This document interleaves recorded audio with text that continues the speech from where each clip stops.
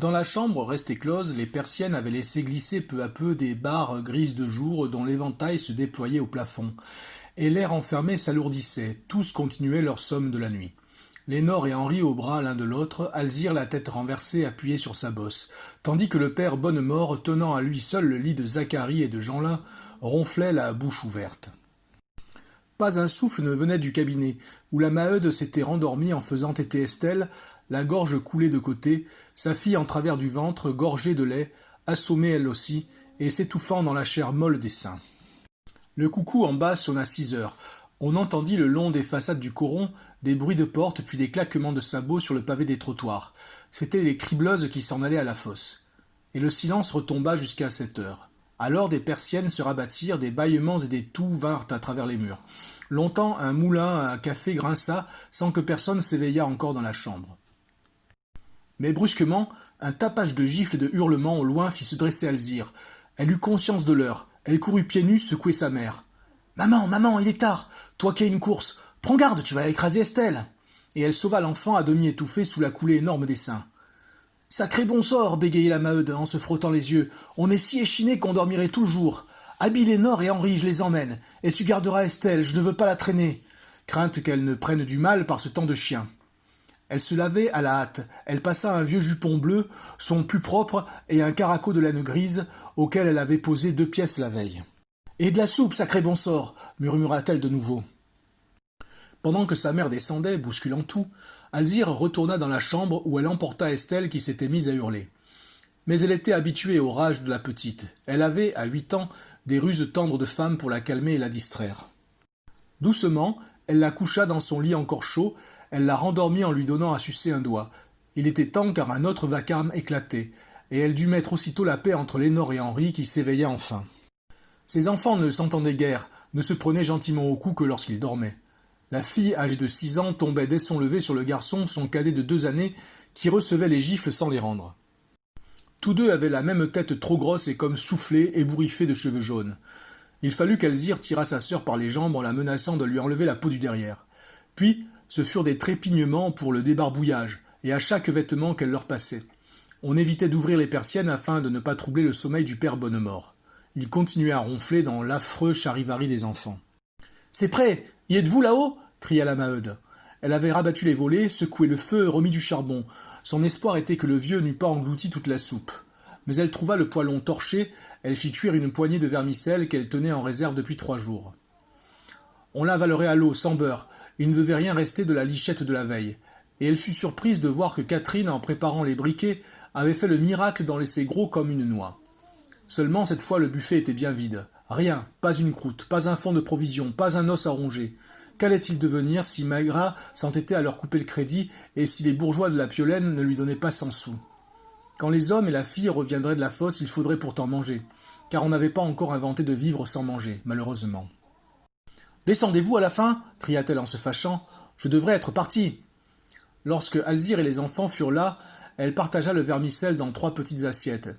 Elle, disait-elle, n'avait pas faim. Bien que Catherine eût déjà passé de l'eau sur le marc de la veille, elle en remit une seconde fois et avala 2 grandes chopes d'un café tellement clair qu'il ressemblait à de l'eau de rouille. Ça la soutiendrait tout de même. « Écoute, » répétait-elle à Alzire, « tu laisseras dormir ton grand-père. Tu veilleras bien à ce que Estelle ne se casse pas la tête. Et si elle se réveillait, si elle gueulait trop, tiens, voici un morceau de sucre, tu le ferais fondre, tu lui en donnerais des cuillerées. Je sais que tu es raisonnable, que tu ne le mangeras pas. » « Et l'école, maman ? L'école, eh bien, ce sera pour un autre jour, j'ai besoin de toi. Et la soupe, veux-tu que je la fasse, si tu rentres tard ? La soupe, non, attends-moi. » Alzire, d'une intelligence précoce de fillette infirme, savait très bien faire la soupe. Elle dut comprendre, n'insista point. Maintenant, le coron entier était réveillé, des bandes d'enfants s'en allaient à l'école avec le bruit traînard de leurs galoches. 8 heures sonnèrent, un murmure croissant de bavardage montait à gauche, chez la Levaque. La journée des femmes commençait autour des cafetières, les poings sur les hanches, les langues tournant sans repos comme les meules d'un moulin. Une tête flétrie aux grosses lèvres, au nez écrasé, vint s'appuyer contre une vitre de la fenêtre en criant « Y a du nouveau, écoute donc !»« Non, non, plus tard, répondit la Maheude, j'ai une course. » Et, de peur de succomber à l'offre d'un verre de café chaud, elle bourra Lénore et Henri, elle partit avec eux. En haut, le père Bonnemort ronflait toujours, d'un ronflement rythmé qui berçait la maison. Dehors, la Maheude s'étonna de voir que le vent ne soufflait plus. C'était un dégel brusque, le ciel couleur de terre, les murs gluants d'une humidité verdâtre, les routes empoissées de boue, une boue spéciale au pays du charbon, noire comme de la suie délayée, épaisse et collante à y laisser des sabots. Tout de suite, elle dut gifler Lénore parce que la petite s'amusait à ramasser la crotte sur ses galoches, ainsi que sur le bout d'une pelle. En quittant le coron, elle avait longé le terri et suivi le chemin du canal, coupant pour raccourcir par des rues défoncées au milieu de terrains vagues, fermés de palissades moussues. Des hangars se succédaient, de longs bâtiments d'usines, de hautes cheminées crachant de la suie, salissant cette campagne ravagée de faubourgs industriels. Derrière un bouquet de peupliers, la vieille fosse Réquillart montrait l'écroulement de son beffroi, dont les grosses charpentes restaient seules debout. Et, tournant à droite, la Maheude se trouva sur la grande route. « Attends, attends, sale cochon !» cria-t-elle. « Je vais te faire rouler des boulettes !» Maintenant, c'était Henri qui avait pris une poignée de boue et qui la pétrissait. Les deux enfants, giflés sans préférence, rentrèrent dans l'ordre en louchant pour voir les patards qu'ils faisaient au milieu des tas. Ils pataugeaient, déjà éreintés de leurs efforts pour décoller leurs semelles à chaque enjambée. Du côté de Marquienne, la route déroulait ses 2 lieues de pavés qui filaient droit comme un ruban trempé de cambouis entre les terres rougeâtres. Mais, de l'autre côté, elle descendait en lacets au travers de Montsou bâtis sur la pente d'une large ondulation de la plaine. Ces routes du nord, tirées au cordeau entre des villes manufacturières, allant avec des courbes douces, des montées lentes, se bâtissent peu à peu, tendent à ne faire d'un département qu'une cité travailleuse. Les petites maisons de briques, peinturlurées pour égayer le climat, les unes jaunes, les autres bleues, d'autres noires, celles-ci sans doute afin d'arriver tout de suite au noir final, dévalaient à droite et à gauche, en serpentant jusqu'au bas de la pente. Quelques grands pavillons à 2 étages, des habitations de chefs d'usine, trouaient la ligne pressée des étroites façades. Une église, également en briques, ressemblait à un nouveau modèle de haut fourneau, avec son clocher carré, sali déjà par les poussières volantes du charbon. Et, parmi les sucreries, les corderies, les minoteries, ce qui dominait, c'étaient les bals, les estaminets, les débits de bière, si nombreux que sur 1000 maisons, il y avait plus de 500 cabarets. Comme elle approchait des chantiers de la compagnie, une vaste série de magasins et d'ateliers, la Maheude se décida à prendre Henri et Lénore par la main, l'un à droite, l'autre à gauche. Au-delà se trouvait l'hôtel du directeur, M. Hennebeau, une sorte de vaste chalet séparé de la route par une grille, suivi d'un jardin où végétaient des arbres maigres. Justement, une voiture était arrêtée devant la porte, un monsieur décoré et une dame en manteau de fourrure, quelques visites débarquées de Paris à la gare de Marquienne. Car madame Hennebeau, qui parut dans le demi-jour du vestibule, poussa une exclamation de surprise et de joie. « Marchez donc, traînard !» gronda la Maheude en tirant les 2 petits qui s'abandonnaient dans la boue. Elle arrivait chez Maigrat, elle était toute émotionnée. Maigrat habitait à côté même du directeur, un simple mur séparait l'hôtel de sa petite maison, et il avait là un entrepôt, un long bâtiment qui s'ouvrait sur la route en une boutique sans devanture. Il y tenait de tout, de l'épicerie, de la charcuterie, de la fruiterie, y vendait du pain, de la bière, des casseroles. Ancien surveillant au Voreux, il avait débuté par une étroite cantine, puis, grâce à la protection de ses chefs, son commerce s'était élargi, tuant peu à peu le détail de Montsou. Il centralisait les marchandises, la clientèle considérable des corons lui permettait de vendre moins cher et de faire des crédits plus grands. D'ailleurs, il était resté dans la main de la compagnie qui lui avait bâti sa petite maison et son magasin. « Me voici encore, monsieur Maigrat, » dit la Maheude d'un air humble, en le trouvant justement debout devant sa porte. Il la regarda sans répondre. Il était gros, froid et poli, et il se piquait de ne jamais revenir sur une décision. « Voyons, vous ne me renverrez pas comme hier. Faut que nous mangions du pain d'ici à samedi. Bien sûr, nous vous devons 60 francs depuis 2 ans. » Elle s'expliquait en courtes phrases pénibles. C'était une vieille dette contractée pendant la dernière grève. 20 fois ils avaient promis de s'acquitter, mais ils ne le pouvaient pas. Ils ne parvenaient pas à lui donner 40 sous par quinzaine. Avec ça, un malheur lui était arrivé l'avant-veille. Elle avait dû payer 20 francs à un cordonnier qui menaçait de les faire saisir. Et voilà pourquoi il se trouvait sans un sou. Autrement, il serait allé jusqu'à samedi, comme les camarades. Maigrat, le ventre tendu, les bras croisés, répondait non de la tête à chaque supplication. « Rien que 2 pains, monsieur Maigrat, je suis raisonnable. Je ne demande pas du café, rien que 2 pains de 3 livres par jour. »« Non !»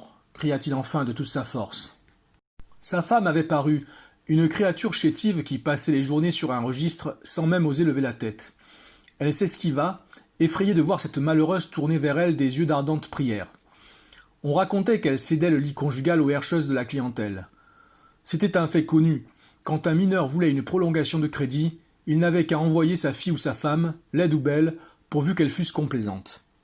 La Maheude, qui suppliait toujours Maigrat du regard, se sentit gênée sous la clarté pâle des petits yeux dont il la déshabillait. Ça la mit en colère. Elle aurait encore compris avant d'avoir eu cet enfant, quand elle était jeune.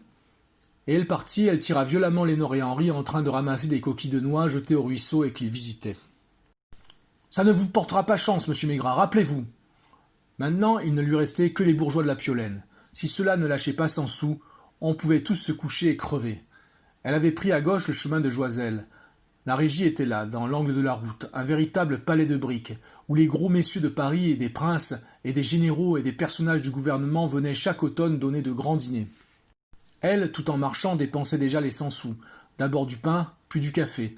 Ensuite un quart de beurre, un boisseau de pommes de terre pour la soupe du matin et la ratatouille du soir. Enfin peut-être un peu de fromage de cochon, car le père avait besoin de viande. Le curé de Montsou, l'abbé Joire, passait en retroussant sa soutane avec des délicatesses de gros chat bien nourri qui craint de mouiller sa robe. Il était doux, il affectait de ne s'occuper de rien pour ne fâcher ni les ouvriers ni les patrons. « Bonjour, monsieur le curé. » Il ne s'arrêta pas, sourit aux enfants et la laissa planter au milieu de la route. Elle n'avait point de religion, mais elle s'était imaginé brusquement que ce prêtre allait lui donner quelque chose. Et la course recommença, dans la boue noire et collante. Il y avait encore 2 kilomètres, les petits se faisaient tirer davantage, ne s'amusant plus, consternés. À droite et à gauche du chemin se déroulaient les mêmes terrains vagues, clos de palissades moussues, les mêmes corps de fabrique salis de fumée, hérissés de cheminées hautes.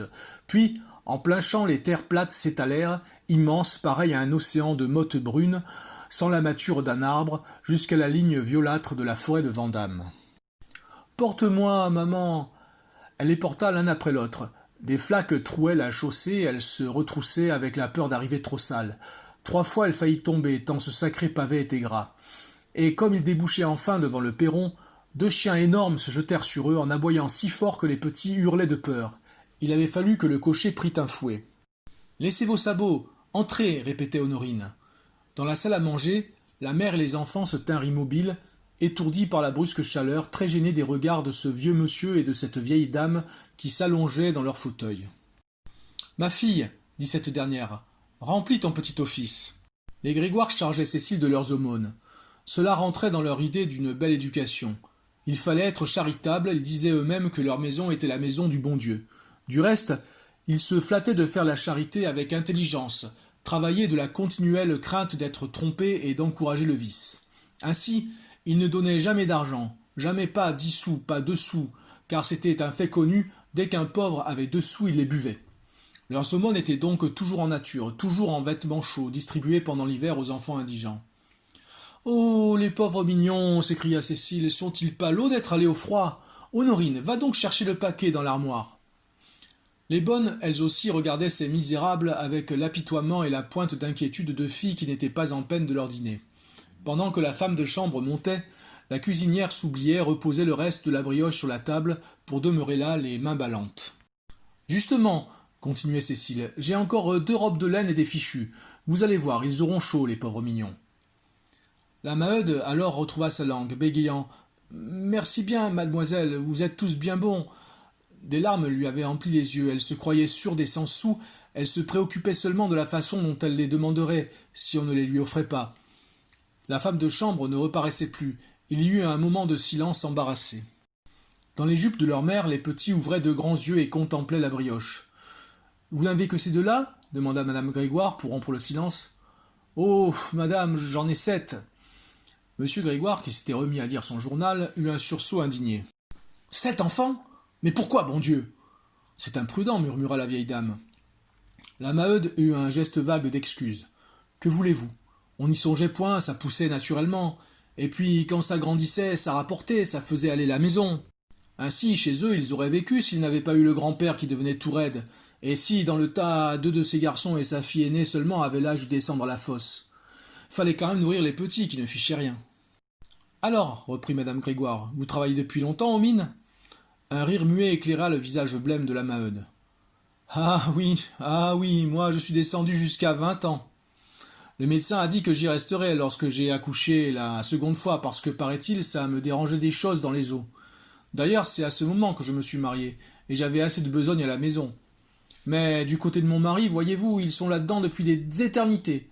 Ça remonte au grand-père du grand-père, enfin, on ne sait pas, tout au commencement, quand on a donné le premier coup de pioche là-bas à Réquillart.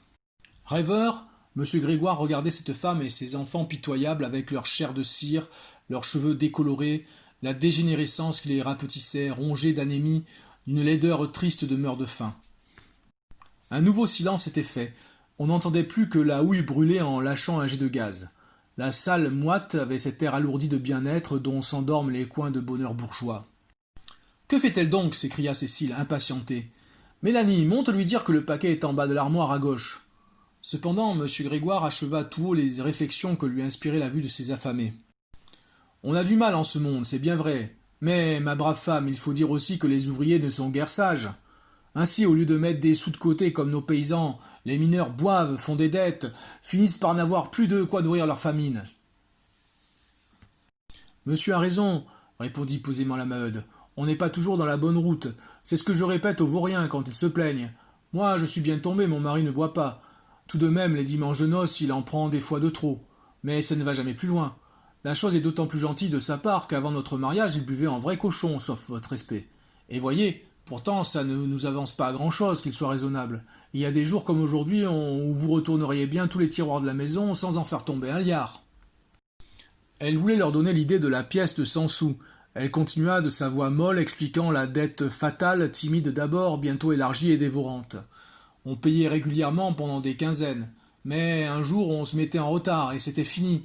Ça ne se rattrapait jamais plus. Le trou se creusait, les hommes se dégoûtaient du travail, qui ne leur permettait seulement pas de s'acquitter.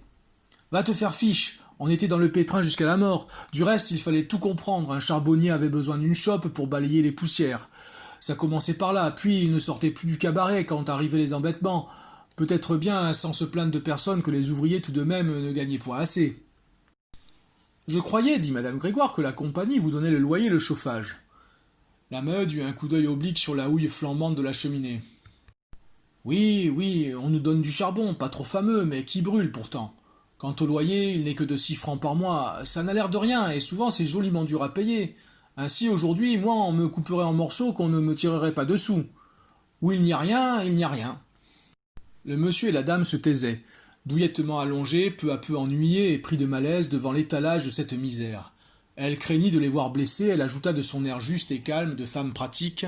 « Oh, ce n'est pas pour me plaindre, les choses sont ainsi, il faut les accepter. D'autant plus que nous aurions beau nous débattre, nous ne changerions sans doute rien. Le mieux encore, n'est-ce pas, monsieur et madame, c'est de tâcher de faire honnêtement ses affaires, dans l'endroit où le bon Dieu vous a mis. » Monsieur Grégoire l'approuva beaucoup. « Avec de tels sentiments, ma brave femme, on est au-dessus de l'infortune. » Honorine et Mélanie apportaient enfin le paquet. Ce fut Cécile qui le déballa et qui sortit les 2 robes. Elle y joignit des fichus, même des bas et des mitaines. Tout cela irait à merveille, elle se hâtait, faisait envelopper par les bonnes les vêtements choisis, car sa maîtresse de piano venait d'arriver, et elle poussait la mère et les enfants vers la porte. « Nous sommes bien à court, bégaya la Maheude. Si nous avions une pièce de 100 sous seulement. » La phrase s'étrangla, car les Maheu étaient fiers et ne mendiaient point. Cécile, inquiète, regarda son père, mais celui-ci refusa nettement, d'un air de devoir. « Non, ce n'est pas dans nos habitudes, nous ne pouvons pas. » Alors la jeune fille, émue de la figure bouleversée de la mère, voulut combler les enfants. Ils regardaient toujours fixement la brioche, elle en coupa 2 parts qu'elle leur distribua. « Tenez, c'est pour vous. » Puis elle les reprit, demanda un vieux journal. « Attendez, vous partagerez avec vos frères et vos sœurs. » Et sous les regards attendris de ses parents, elle acheva de les pousser dehors. Les pauvres mioches, qui n'avaient pas de pain, s'en allèrent en tenant cette brioche respectueusement dans leurs menottes gourdes de froid. La Maheude tirait ses enfants sous le pavé, ne voyait plus ni les champs déserts, ni la boue noire, ni le grand ciel livide qui tournait. Lorsqu'elle retraversa Montsou, elle entra résolument chez Maigrat et le supplia si fort qu'elle finit par emporter 2 pains, du café, du beurre et même sa pièce de 100 sous. Car l'homme prêtait aussi à la petite semaine. Ce n'était pas d'elle qu'il voulait, c'était de Catherine. Elle le comprit quand il lui recommanda d'envoyer sa fille chercher les provisions. On verrait ça. Catherine le giflerait s'il lui soufflait de trop près sous le nez.